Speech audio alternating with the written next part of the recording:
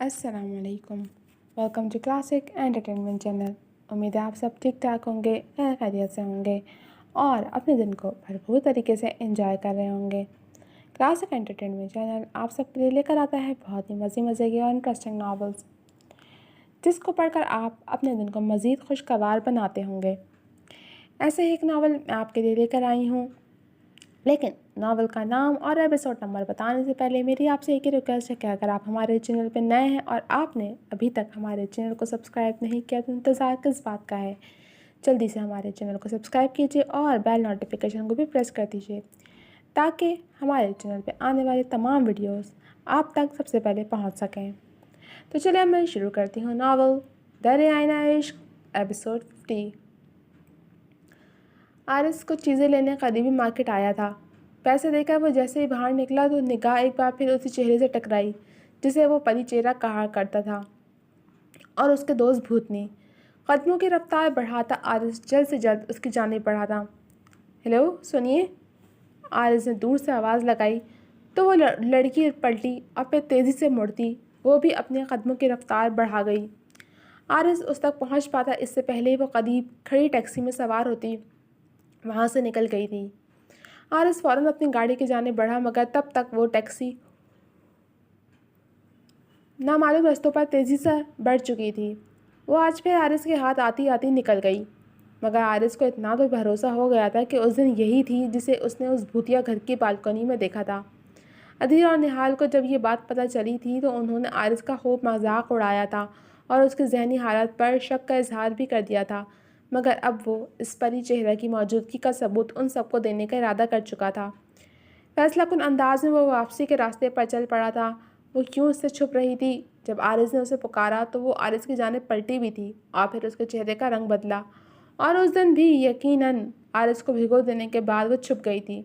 مگر اس بزرگ شخص نے کسی کے گھر نہ ہونے کا دعویٰ کیوں کیا تھا؟ عارض کو اب ان سوالات کے جواب تلاشنے تھے۔ موقع دیکھ کر وہ پھر سے اس گھر میں جانے کی ٹھان چکا تھا۔ معراج لشاری ان دونوں سے ہی خفا تھے اور یہ بات ان دونوں کے لیے سہانے روح تھی۔ زہیب جو ایک دن کا کہہ کر گیا تھا، آج اسے تیسرا دن تھا۔ کسی اچانک آنے والی میٹنگ کے سلسلے میں وہ دبئی چلا گیا تھا، جس کی تصدیق عابد نے کی تھی، اس لیے معراج لشاری کو اب زہیب کے آنے کا انتظار تھا۔ اذان اور علینا اپنے طور پر ان سے بات کرنے کی کوشش کر رہے تھے، یہاں تک کہ اذان نے انہیں سچ بتانے پر اپنی رضامندی کا اظہار بھی کر دیا تھا، مگر ان کا ایک ہی فیصلہ تھا کہ اب جو بھی بات ہوگی وہ زہیب اور اذان کو آمنے سامنے بٹھا کر ہی کریں گے۔ نوین بیگم نے بھی متعدد بار ان سے یہ پوچھنا چاہا تھا کہ وہ ایسا کیا جان گئے ہیں جس پر وہ اذان اور علینا کی خاموشی کی وجہ سے اتنے خفا ہیں، مگر انہوں نے کوئی جواب نہ دیا تھا۔ ان کا ذہن بہت سے مفروضے بنا رہا تھا، مگر حقیقت ان کے مفروضوں سے کچھ الگ تھی۔ اذان بابا کو کیسے منائیں گے؟ علینا ایک بار پھر بار بار کہی جانے والی بات اذان کے سامنے کھلے بیٹھی تھی۔ وہ دونوں ایک کلائنٹ کے ساتھ لنچ کر کے لوٹے تھے اور اب آفس آتے ہی علینا اس کے پیچھے سے کیبن میں چلی آئی تھی۔ معلوم نہیں، میں اسی لیے نہیں چاہتا تھا کہ یہ بات سامنے آئے، اذان نے گہرا سانس لیتے ہوئے کہا۔ اب بات بابا تک پہنچی ہی تھی تو پہنچ گئی، علینا نے بے دھیانی میں کہا، مگر وہ اگلے ہی لمحے اذان کی گھوری پر مزید کہنے لگی، اب دیکھو نا، تم نے تو بہت کوشش کی تھی کہ میں بابا سے وہ سب نہ کہوں۔ علینا کے کہنے پر اذان بس اسے گھورتا رہا۔ وہ سارے لمحے ایک بار پھر اس کی آنکھوں کے سامنے ناچنے لگے۔ جس مقصد کے لیے وہ اپنے قول سے نکلا تھا وہ پورا نہیں ہو پایا تھا۔ اگلے ہفتے رخصتی ہے، پھر گھورتے رہنا، ابھی میری باتوں کا جواب دو، علینا نے مسکراہٹ ضبط کرتے ہوئے کہا تو اذان نظر چرا گیا۔ نظریں وہ چراتے ہیں جن کے دل میں چور ہو۔ ایک بار پھر اسی کے الفاظ دہراتے علینا نے اسے لاجواب کرنا چاہا تھا، مگر جواب اس کی توقع کے برعکس آیا تھا۔ ان نظروں کو قربت کے لمحات کے لیے سنبھال کر رکھ رہا ہوں علینا اذان لشاری، پھر دیکھیں گے کہ تم کس حد تک میری قربت اور نظروں کی تاب لانے کی ہمت رکھتی ہو۔ اذان کی بے باک بات نے علینا کو نگاہیں جھکانے پر مجبور کیا تھا۔ گزشتہ روز کی اذان کی نظروں کا تاثر اس کے ذہن پر روشن ہوا تھا۔ سامنے کھڑا شخص وہ پہلے والا بے ضرر اذان لشاری نہیں تھا، اور اس اذان لشاری کو زیر کر کے علینا کو ایک الگ ہی سکون ملتا تھا۔ جب تک تمہارا ذہن مجھے لے کر ہر شک سے پاک نہیں ہوتا اذان، میں تمہیں ایسی کسی جسارت کی اجازت نہیں دوں گی۔ میری سیلف رسپیکٹ میرے لیے بہت بڑی ہے. تم سے لاکھ محبت صحیح، مگر میں ایک ایسے انسان کو اپنا آپ نہیں سونپ سکتی جو مجھے لے کر بہت سی غلط فہمیوں کا شکار ہو. اس کی دو ٹوک بات پر اذان نے متاثر ہوتے ہوئے اسے دیکھا. اسے علینا سے ایسی ہی امید تھی، اور خود وہ بھی اس کے ساتھ اس رشتے میں آگے بڑھنے سے قبل اپنے طور پر سب جان لینے کی ٹھان چکا تھا. کہیں نہ کہیں یہ علینا کے کانفیڈنس کی جیت تھی، جس نے خود ہی اذان کو یہ سوچنے پر مجبور کر دیا تھا کہ کہیں تو وہ اس کو لے کر کسی غلط فہمی کا شکار ہے، مگر دل میں پھر سے چوٹ کھا جانے کا ڈر بھی تھا. تو تم مجھے روک سکتی ہو میرے حق سے؟ علینا کو چھڑانے کی نیت سے وہ اس کی آنکھوں میں جھانکتے ہوئے پوچھ بیٹھا. ہاں بالکل، جیسے تم مجھے میرے سچ جان لینے کے حق سے محروم رکھے ہوئے ہو. مگر میرا وعدہ ہے اذان لاشاری، میں نے جتنا تڑپنا تھا تڑپ لیا، اب تمہاری باری ہے. وہ اپنی جگہ سے اٹھ کر اذان کے جانب پڑی تھی. اب میں دیکھوں گی کہ کیسے میرے ساتھ ایک ہی کمرے میں رہ کر تم خود کو مجھ سے دور رکھ پاتے ہو، بنا میری شرط پوری کیے، بنا مجھے سارا سچ بتائے. میں تمہیں خود تک رسائی نہیں دوں گی. نکاح سے پہلے تم نے مجھے چیلنج کیا تھا، آج میں چیلنج کرتی ہوں اذان کہ میرے ساتھ ایک چھت کے نیچے رہ کر تم کیسے اپنے دعووں پر ڈٹے رہتے ہو. یہ دیکھنے میں بڑا مزہ آنے والا ہے، کیونکہ میں 24 گھنٹے تمہارے حواسوں پر سوار رہوں گی، تمہاری آنکھوں کے سامنے، تمہارے بہت پاس، مگر تمہیں اپنا آپ نہیں سونپوں گی. تم کچھ بھی کر لو، اب مجھے کل کی طرح کمزور نہیں کر پاؤ گے، اور میری مرضی کے بنا تم مجھے تسخیر نہیں کر سکتے. اس نے ابرو اچکاتے اسے چیلنج کیا تھا. ریئلی؟ استفہامی انداز میں کہتا وہ اس کی جانب آیا تھا. جانتی ہو، بڑا غلط چیلنج دے رہی ہو. دلچسپی سے علینا کو دیکھتا گویا ہوا تھا جس کا وہ دیوانہ تھا. دیکھتے ہیں اذان، تمہاری ضد ٹوٹتی ہے یا میرا کانفیڈنس. علینا نے بھی لگ بھگ اسی کے انداز میں جواب دیا تھا، جبکہ وہ دونوں اس بات سے ناواقف تھے کہ آنے والے دنوں میں دونوں میں سے ایک کی ضد تو دوسرے کا کانفیڈنس پوری طرح ٹوٹنے والا ہے. ابھی دیکھ لیتے ہیں کہ اگر اذان نے علینا کو بازو سے تھام کر ایک جھٹکے سے اپنی جانب کھینچا تو وہ اس کے سینے سے آ لگی. اس سے پہلے وہ سنبھل پاتی، اذان نے بہت حق سے اسے اپنے حصار میں لیا تھا. اس کی دھڑکنیں پل میں بے ترتیب ہوئیں. اس کی پرتپش نگاہیں علینا کے چہرے کا طواف کر رہی تھیں. وہ دانستہ پھر سے علینا کو ہرانے کا ارادہ لے کر ایک بار پھر انہی ہتھیاروں کا سہارا لے رہا تھا جن سے وہ علینا کو زیر کر سکتا تھا. تمہاری نفرت کا ناٹک تو فلاپ ہو گیا مسٹر لاشاری. مجھے یقین نہیں آتا کہ تم ہو جو مجھ سے نفرت کے بہت بلند و بانگ دعوے کر چکے ہو. علینا نے احتجاج کے طور پر طنزیہ انداز میں کہا تو اسے دیکھتا وہ دلکشی سے مسکرا دیا. جانتا ہوں یہاں بھی تم سے ہار گیا ہوں، کیونکہ تم سے عشق کرنا چھوڑ نہیں سکتا. نفرت اور محبت کا ایک انوکھا میل ہو تم علینا اذان لاشاری، جو نہایت پرکیف ہے. لو دیتی نظریں اور لہجہ علینا کے دل پر الگ ہی طرح سے اثر انداز ہوا تھا، اور اذان کی صاف گوئی علینا کو بے زباں کیے دے رہی تھی. علینا، تم کمزور نہیں پڑو گی، ناٹ دس ٹائم. تمہیں اذان کو ہرانا ہے. اس کے اندر کی کانفیڈنٹ علینا نے اسے جھنجھوڑا تھا. اسے بار بار ہار کا منہ دیکھنا کہاں پسند تھا، وہ بھی تب جب کچھ دیر قبل وہ بلند و بانگ دعوے کر چکی تھی. وہ جو اذان کے اطراف نظروں اور پرتپش لمس سے زیر ہونے کو تھی، اپنے آپ کو سمجھاتی خود پر قابو پانے لگی. اس سے قبل کہ اذان مزید کچھ بولتا یا کوئی پیش رفت کرتا، علینا کے ذہن میں ایک خیال آیا تھا جس پر عمل پیرا ہو کر وہ نہ صرف گزشتہ روز کا بدلہ لے سکتی تھی بلکہ اذان لاشاری کو چاروں خانے چت بھی کر سکتی تھی. ہمت کرتے اپنے ارادے کو عملی جامہ پہنانے کی نیت سے علینا نے جلدی سے اذان کے قریب جاتے نرمی سے اسے دائیں گال کو چھوا تو وہ پتھر کا ہوا تھا. اسے علینا سے ایسی کسی بے باکی کی توقع ہی کہاں تھی. علینا پر اس کی گرفت پل میں ڈھیلی پڑی تھی. وہ آنکھیں کھولے بت بنا کچھ سمجھنے کی حالت میں بھی نہیں تھا. اسے واپس ہوش بھی علینا کی بات نے دلایا تھا. باہر جانے سے قبل اپنے چہرے پر بکھرے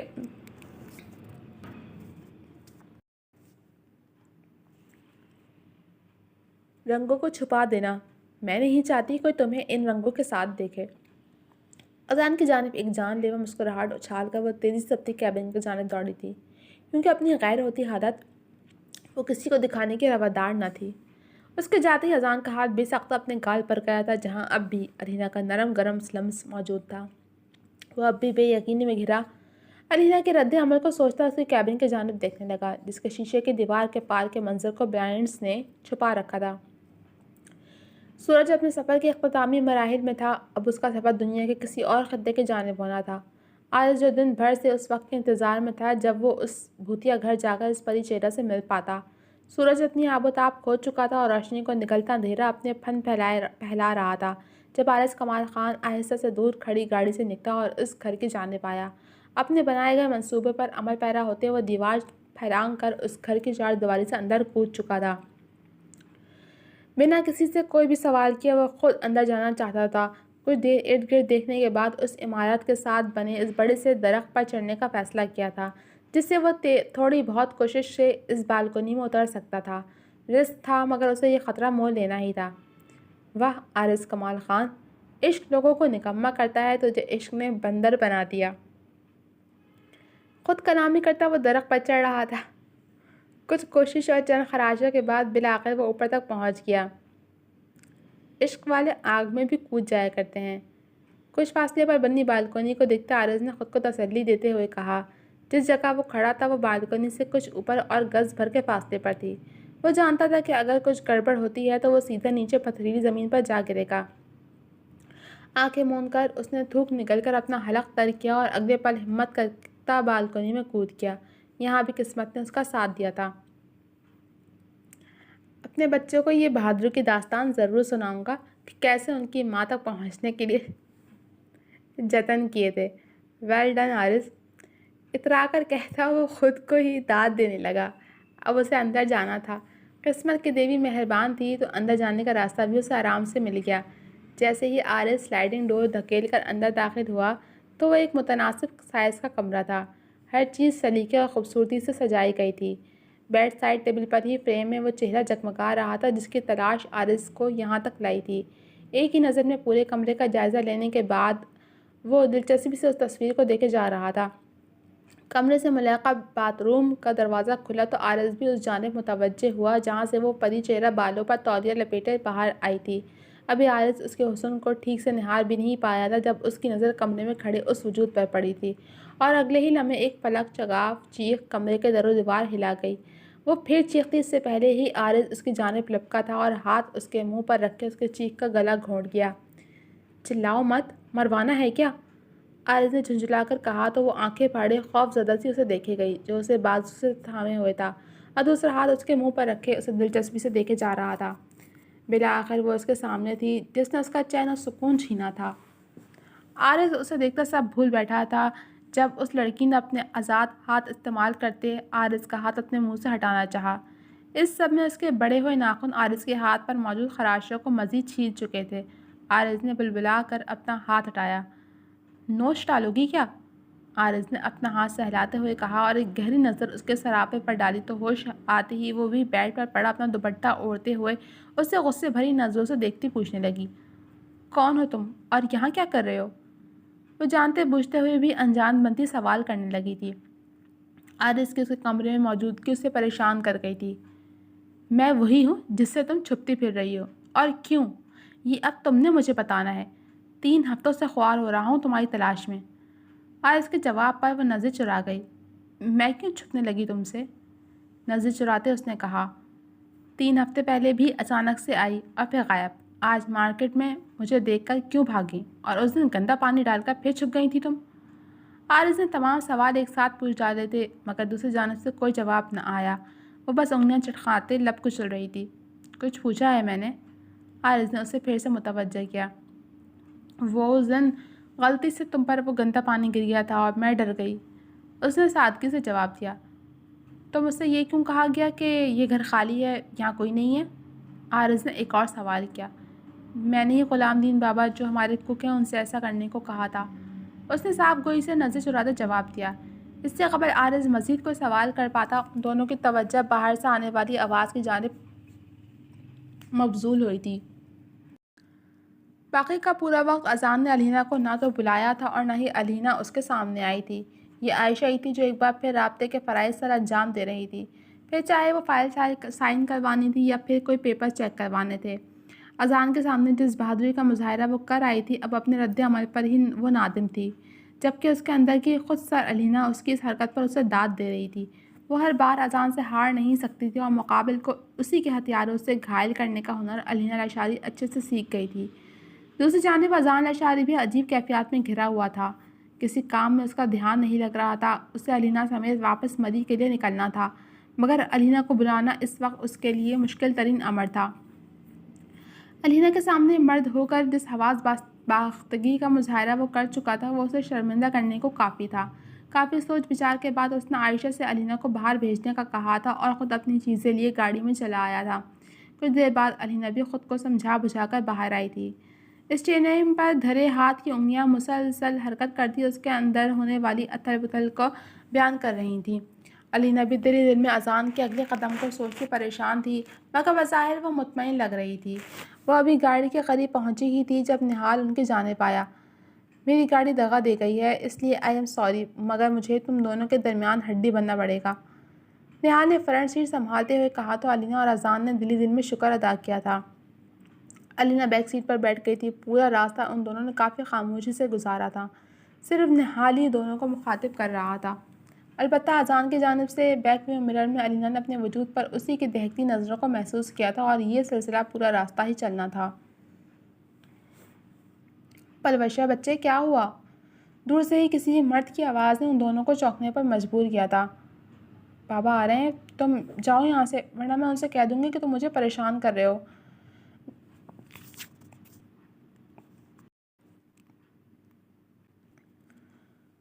وہ لڑکی ڈر کر دروازے کی جانب دیکھتی عارض سے گویا ہوئی، مجھ سے زیادہ تم مجھے پریشان کری ہو لڑکی۔ عارض نے اس کی دھمکی کا اثر نہ لیتے ہوئے کہا۔ پلوشہ بچے، باہر سے آواز پھر آئی تو وہ عارض کی جانب دیکھتے منت آمیز لہجے میں گویا ہوئی، دیکھو پلیز کہیں چھپ جاؤ ورنہ میرے لیے بہت بڑی مشکل کھڑی ہو جائے گی۔ اوکے فائن، کہاں جاؤں؟ اس کی آنکھوں میں ڈر دیکھ کر عارض نے پل میں اس کی بات ماننے کا فیصلہ کیا تھا۔ خود وہ بھی اس کے لیے کوئی مشکل کھڑی کرنے کا تصور بھی نہیں کر سکتا تھا، مگر پلوشہ کی بتائی گئی جگہ نے عارض کے خوبرو چہرے پر ناگوار تاثرات لائے تھے، مگر اب کوئی اور چارہ نہیں تھا۔ دروازے پر اب دستک ہونے لگی تھی اور پلوشہ دروازے تک جا چکی تھی۔ واہ عارض کمال، تمہارے عشق نے تمہیں اس کمال تک پہنچا دیا۔ بیٹ کے نیچے مشکل سے پھنستے ہوئے عارض نے اپنے عشق کو کوستے دل ہی دل میں کہا، کیا ہوا بچے، چلائی کیوں تھی؟ دروازہ کھولنے پر غلام دین نے پلوشہ سے استفسار کیا۔ وہ بابا، کمرے میں چمگادڑ آ گیا تھا۔ پلوشہ نے جھٹ سے بہانہ گھڑا تو بابا کو حیرت ہوئی تھی۔ اس سے پہلے تو کبھی ایسا نہیں ہوا تھا کہ کوئی چمگادڑ یوں ان کے گھر میں گھس آیا ہو۔ کہاں گیا؟ بابا نے اس کے بہانے کو سچ گردانتے اگلا سوال کیا۔ بیٹ کے نیچے سے چلا گیا۔ پلوشہ کی زبان سے پسلا اور اس جواب پر عارض کو مزید آنکھ لگی تھی۔ ایک تو وہ اسے بیٹ کے نیچے چھپنے کو کہتی ہے اور پھر پوچھنے پر اسے چمگادڑ سے تشبیہ دیتی ہے، اور یہ بتاتی بھی ہے کہ جیسے دیکھ کر وہ چلائی تھی وہ بیٹ کے نیچے ہے۔ اس ساری گفتگو میں عارض کو لفظ چمگادڑ سے ہی اختلاف ہوا تھا۔ باہر نکل کر اس کے بدلہ لینے کا پورا ارادہ رکھتا تھا۔ میں دیکھتا ہوں، ایسا کرتا ہوں، جھاڑو لے کر آتا ہوں، پھر اس کی اچھی سی پٹائی کریں گے جو ہماری بچی کو ڈرا رہا تھا۔ غلام دین بابا نے کہا تو پلوشہ نے فوراً انہیں روک دیا۔ نہیں بابا، اب بیچارہ چلا گیا ہے تو کیا مارنا؟ پلوشہ نے بات نپٹانے کی کوشش کی۔ بیٹا موقع دیکھتے پھر نکل آئے گا، بابا نے جواباً کہا۔ نہیں بابا، اب آیا تو ہم دونوں مل کر اسے ماریں گے، آپ فکر نہ کریں۔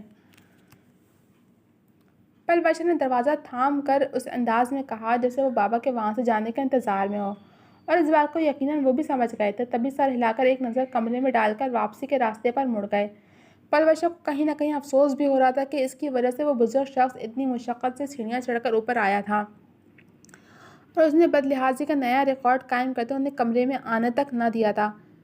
نکلو اور جاؤ یہاں سے، کسی نے تمہیں دیکھ لیا تو میرے لیے مشکل بن جائے گی۔ بابا کے جاتے ہی دروازہ بند کرتی پلوشہ نے بیٹ کے قریب آتے ہوئے کہا، جہاں سے عارض نکلنے کی کوشش کر رہا تھا، تمہیں چمگادڑ کے علاوہ اور کوئی مثال نہیں ملی تھی؟ باہر آتے ہی اس نے پہلی شکایت کی تھی۔ تو کیا کہتی؟ بندر پیڑ سے لٹک کر میری بالکنی میں کود آیا ہے، پلوشہ نے تڑک کا جواب دیا۔ انڈین فلمیں نہیں دیکھتی؟ عارض نے حیرت سے بھرپور سوال کیا۔ دیکھو میرے سے فضول باتیں مت کرو اور جاؤ یہاں سے۔